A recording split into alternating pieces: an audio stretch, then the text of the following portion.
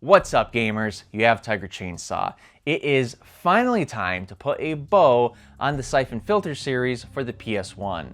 Previously, I have reviewed the first game, the second game, and today's video is going to be me recapping all of it with the third entry in the Syphon Filter series, and that's going to be today's review. Now, this is kind of another example of why I feel that once you have a successful formula, especially on the PS1, developers got a little bit lazy and the polish came off the games. For me personally, you have the Driver series, you have the Medal of Honor series, and now you have the Syphon Filter series, where you see the later installments are not as good as the first couple of games. I'm going to be getting into all of that in today's review. Now, if you are a first-time viewer, or if you just haven't yet, go ahead and hit that sub button because it helps me grow, and I've got tons of game reviews on this channel ranging from the 80s, 90s, 2000s, all the way up to the PS5 and the Switch. And so if you hit that sub button, you can check out all of those game reviews because I've got a lot of them. All right, gamers, let's head back into the Syphon Filter universe one last time on the PS1 and see how the third one ends. After the success of Syphon Filter in 1999 and Syphon Filter 2 in 2000, video game developer Bend Studios, which was formerly Edic, was quick to cash in on the action franchise. In 2001, Bend Studios and Sony Computer Entertainment of America teamed up to release Syphon Filter 3 for the PS1. The series would return star agent Gabe Logan, but would be a drop-off in quality gameplay and plot. How much does the third game fall from the graces of the franchise?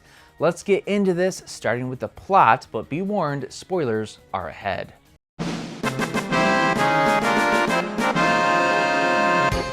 The franchise of Syphon Filter doesn't revolve around a complicated plot. The series is based on the premise of a man-made virus that is extremely deadly. If any country or agency got its hands on the virus, it could kill millions at a time. What is confusing in Syphon Filter is the typical double and triple agents within all of the agencies, along with the politics of the game. The first two games in the series focused on keeping the virus out of the hands of the terrorists and rogue agents. In the third, the plot barely advances. Instead, the game explores characters' origins in a bunch of flashback missions. One thing that I am constantly learning in reviewing PS1 games is if a franchise has a bunch of sequels and these sequels are only a year apart, they tend to suffer in terms of quality, and for me, I think these developers are just trying to cash in on the popularity. They don't care about the quality of the games if they can make money off them. With Syphon Filter 2, I believe it held the same high quality as the first, but when the third game came, it lacked the magic of the first two. With only a year between releases, they probably didn't know how to push the plot forward. Instead, they created character origins with Gabe, Leon, and Teresa. The missions you play are all flashbacks besides the final two. Syphon Filter 3 begins as the Secretary of State is interviewing Gabe, Leon, and a man named Lawrence about their past affairs and the assassination of a Chinese high-ranking official. Gabe retells the tales of how they all met, which is where the missions come into play. You'll go as far back as the 80s as each agent discusses their past. Now, the big plot, and I found this completely idiotic and stupid, is that Teresa, who was an integral part of the series and was killed, faked her death to hunt down more corrupt agents and officials. I think this is so dumb. This is quite frankly not believable at all. In the second game, Teresa gets popped by a rogue agent named Chance, and she's bleeding out, and Gabe confirms that she's dead. So I would like to know how she comes back to life to hunt down all these other terrorists. Anyway, she bursts into Congress to reveal herself and testify that Gabe, Leon, and Lawrence are not the terrorists behind the Syphon Filter virus. Mara, who is a Russian terrorist who has been at the center of the first two games, returns as the lead investigator, and near the end of the game, bursts into Congress and shoots up the place. Before she kills the Secretary of State, it's revealed that he was part of the plot to unleash Syphon Filter. Gabe then chases Mara down into the subway system where he tracks her down and shoots her. The credits roll as Teresa, Leon, and Lawrence are kicking back on a beach, smashing tropical drinks. It's revealed that despite Mara being arrested, she somehow escaped. Go figure! And in the post-credits, a submarine is lifting a box of Syphon Filter vials at the bottom of the ocean as Mara laughs. The plot to Syphon Filter 3 was just frankly boring and unbelievable, and I was really disappointed to see that Teresa was back. I felt that her death was shocking in the second game, and it made it all not meaningful to just revive her all of a sudden. To me, it felt stupid.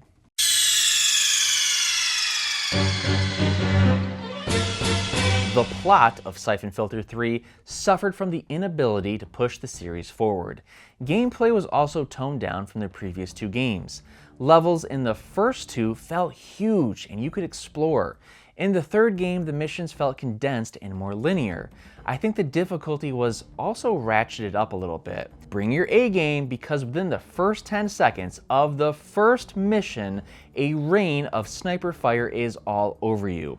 It took me about 10 tries just to get past the first few minutes of the first level. Yikes. There was no warm-ups. This was meant for veteran Syphon Filter players. Good thing I'm one of them. As always, the king of weapons is the air taser. Seriously, this was the most deadly weapon in the game again. Whenever I played as Gabe, I kept it equipped and skipped all the high-tech machine guns. If you wanted to beat the missions, the air taser was your best friend paired with the auto-aiming, which I did use a lot more this time around as opposed to the second game in which I used it sparingly. I don't know if I expected the cutscenes to improve, but they almost look a little bit worse. Voice acting and the cutscenes have never been a strong suit with Syphon Filter, but the quality of 3 just felt below average, and that's saying something. They were also pretty boring because more than half of them was just Gabe testifying in Congress. Now back to the missions. They were difficult and using your map is a must. I don't know what was wrong with Syphon Filter, but it was an extremely dark game. Not in the sense of tones, but the actual gameplay. I couldn't see diddly. I apologize for my language. I know this is a family-friendly channel. Man, sometimes I went minutes not knowing what the heck I was doing, just running through the dark. It was very frustrating. My frustrations came to a boil with an escort mission. I know, we all love those. Looking at you, Concrete Monkey fans. No, not those type of escorts. You're in a Middle Eastern desert protecting a cargo truck with another soldier. As you progress through the mission, there are various enemies and obstacles in the way. You must keep both the truck and your partner alive. Near the end, there's this valley where you are ambushed by tons of enemies. I was low on ammo and my partner kept dying every 2 seconds. It was difficult and I restarted from that checkpoint 20 times before giving up for the night. Eventually, I restarted the entire mission so I could be better prepared for that section. After a dozen more tries, I beat that segment like I beat an escort. Mission! I'm talking about escort missions! Another mission has you in the mountains with a bunch of gun nuts. Now this is where it gets wild. One of the mission objectives is to stop the birth of a premature baby. Now that was weird. It was strange to watch Teresa apply a first aid kit on the vagina of a pregnant woman. What a sight. Ah, the miracle of life. There were no bosses in Syphon Filter 3, except for Mara, who was a joke. She doesn't shoot at you, she just holds a hostage. You need to climb to the subway roof and shoot through the metal to defeat her. The end was certainly a letdown, and with the way the game ends, it was all for nothing. Literally, nothing in this game pushed the plot forward. Syphon Filter 3 could have never happened, and the next game, which I haven't played, could slide right into the series.